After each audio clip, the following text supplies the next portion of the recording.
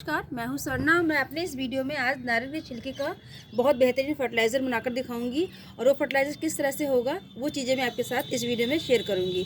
तो सबसे पहले हम अपने इस नारियल को लेंगे और इस नारियल का हमने कितना बेहतरीन फर्टिलाइज़र बनाया है। लिक्विड फॉर्म में भी हम इसे बना सकते हैं और सॉलिड फॉर्म में भी और पाउडर फॉर्म में भी। हम जिस तरह से हम मतलब हमें सूटेबल हो हम अपने इस फर्टिलाइज़र का इस्तेमाल कर सकते हैं। तो ये देखिए, ये पाउडर फॉर्म में है और ये सॉलिड फॉर्म में है।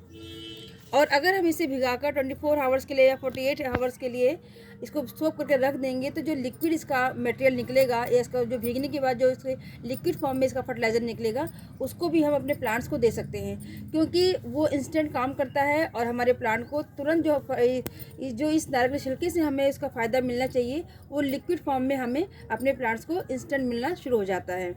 तो ये नारियल है और इस नारियल के छिलकों को मैंने निकालकर इस तरह से अलग कर दिया है। आप ये देख सकते हैं, ये देखिए। इनको अलग करने के बाद हम इसे अगर हम किसी बकेट में इसको रख देते हैं 24 घंटे के लिए भीगने के लिए, 48 घंटे के लिए भीगने के लिए, तो भीगने के बाद जो लिक्विड निकलेगा इसका या लिक्विड में जो इसका मटेरियल निकलेगा उसको अपने सारे फ्रूटिंग और फ्लावरिंग वाले प्लांट को हमें देना चाहिए। और अगर हमें इस तरह से जैसे कि कोकोपीट का इस्तेमाल करना है तो इस तरह के कोकोपीट भी हम अपने जो है कि इस पाउडर को बनाकर रेडी कर सकते हैं, जो कि बहुत ही सुविधा अनुसार बनकर तैयार हो जाता है, आसानी से बन जाता है। इस टाइम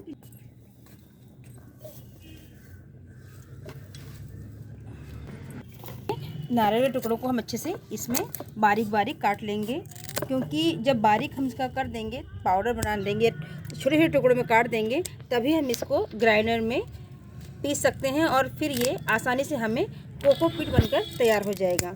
जबकि ये बहुत सख्त होता है, अगर आप इसे छोटे छोटे टुकड़ों में काटेंगे और ग्राइंडर में डालेंगे तो थोड़ा थोड़ा कर ही आप इसे पीसिएगा, क्योंकि ये बहुत सख्त होता है और आसानी से मिक्सर नहीं चलता है।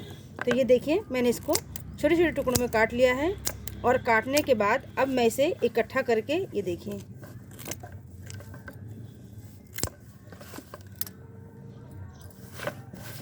इस तरह से ये छोटे टुकड़ों में हो गया है। और अब हमें इस तरह का मिक्सर इस्तेमाल करना है, ये देखिए। और इसमें मैंने इसको ग्राइंडर करके रख लिया है, ये देखिए, ये देखिए, ये देखिए। ये जो है ये पाउडर बनकर तैयार हो गया है, कोकोपीट जिसे कहते हैं। इसे हम मिक्सर ग्राइंडर से हमने इसको अच्छे से पीस लिया है और इस तरह से ये पाउडर फॉर्म में हमें मिल गया है। तो अगर हम इसे जो मल्चिंग वगैरह करते हैं इस तरह का अगर हमें पाउडर ये जो मोटे मोटे जो हमारे ये मटेरियल मिल गया है इसको मल्चिंग के लिए भी यूज़ कर सकते हैं गर्मियों में।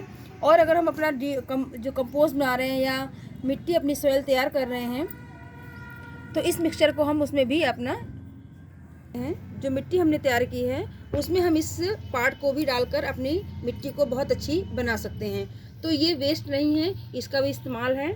और ये जो है ये कोकोपीट जो तैयार हुई है इसका तो इस्तेमाल ही हम सब जगह करते हैं, हर जगह इसका गार्डनिंग में हर जगह इसका इस्तेमाल होता है। तो ये दो तरह से हमारा फर्टिलाइज़र बनकर तैयार हो गया है।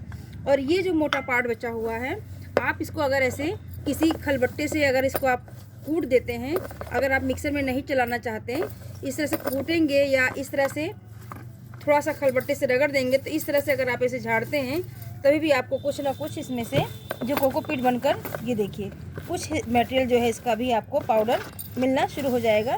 अगर आप इसे खलबट्टे से खूंद देते हैं अच्छे से तो ये खूंदने के बाद जिसका पाउडर ये जो रेशे हैं ये टूटने लग जाएंगे और इस तरह से आसानी से आपको ये देखिए आपको इस तरह से इसका जो है पाउडर फॉर्म में आपको आसानी से मिल जाएगा, जो कि ज़्यादा बारीक तो नहीं होगा लेकिन हमारा जो गार्डन में इस्तेमाल है वो इसको लाकर हम इस्तेमाल कर सकते हैं।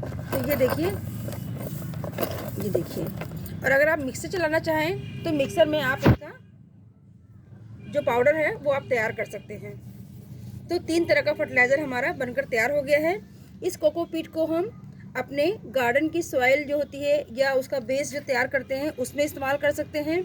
इस तरह का जो ये आपका वेस्ट निकलता है इसको आप मल्चिंग के लिए, चाहे सर्दियां हो या गर्मियां हैं, आप अपनी पौधे की जड़ों को मल्चिंग करके बचा सकते हैं।